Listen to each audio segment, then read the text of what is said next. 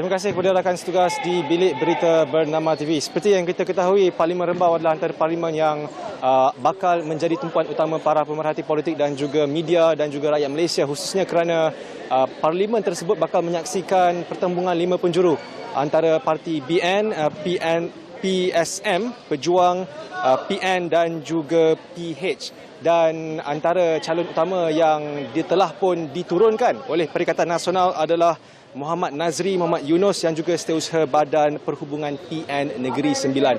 Dan bersama saya hari ini, beliau akan memberikan sedikit maklumat berkaitan kempen beliau dan juga aspirasi beliau kepada rakyat Negeri Sembilan, khususnya di Parlimen Rembau. Terima kasih YB Encik Muhammad Nazri kerana sudi bersama dengan Bernama TV pada malam ini. Kepenatan nampaknya ya selepas beraktiviti ya.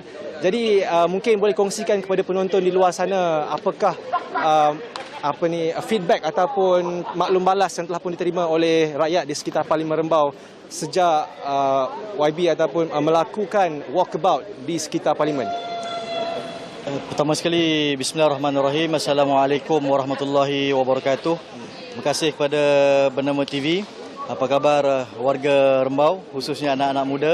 Alhamdulillah, sepanjang tempoh bermula Sabtu, Ahad, Isnin dan hari ini sudah pun hari yang keempat, hari Selasa, kita melihat bahawa ada sambutan yang positif di Rembau ini kepada Perikatan Nasional, khususnya dalam kalangan anak-anak muda.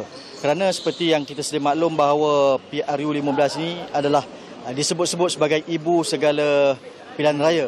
Maka sebab itu saya melihat bahawa pilihan raya kali ini adalah pilihan raya yang sifatnya perlu kita menerangkan dasar kita, perlu kita lebih turun dan dekat dengan anak-anak muda, rakyat, golongan wanita, suri rumah dan pelbagai lagi golongan yang perlu kita dekati. Jadi apa yang boleh saya sebut, alhamdulillah, sambutan yang cukup positif. Maka kita perlu menjalankan pendekatan kempen secara menerang dan saya pasti dan yakin alhamdulillah kita telah melakukannya dengan sebaik mungkin untuk setakat hari ini. Baik, saya difahamkan bahawa antara strategi yang diguna pakai adalah kurang ceramah tetapi lebih kepada walkabout. Malah kalau kita lihat pada hari ini, YB sendiri berada di pusat futsal ini, beraktiviti futsal bersama dengan anak-anak muda. Jadi mungkin boleh terangkan kenapa cara sebegini dipilih? Ya, kerana cara kita bertemu dengan rakyat Marahain ataupun anak-anak muda di bawah ini adalah cukup penting.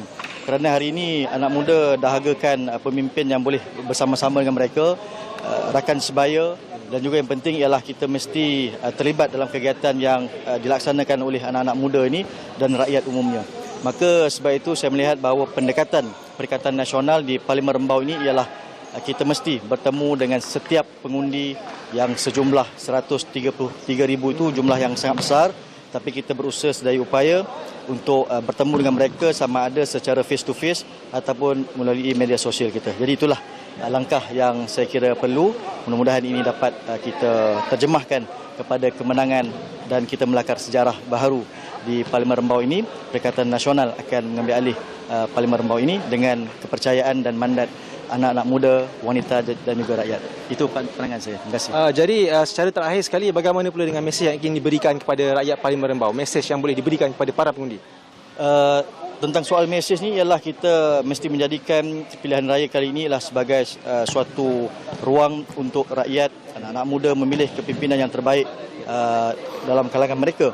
Maka oleh yang demikian, kita melihat bahawa platform politik perlu dijadikan sebagai platform untuk menyampaikan ilmu, menyampaikan penerangan dan juga sifatnya for the Muslim itu sifatnya sebagai suatu pendekatan dakwah, ya'muruna bil ma'ruf wa yanhauna 'anil munkar, mengajak orang lain untuk melakukan kebaikan dan mencegah kemungkaran.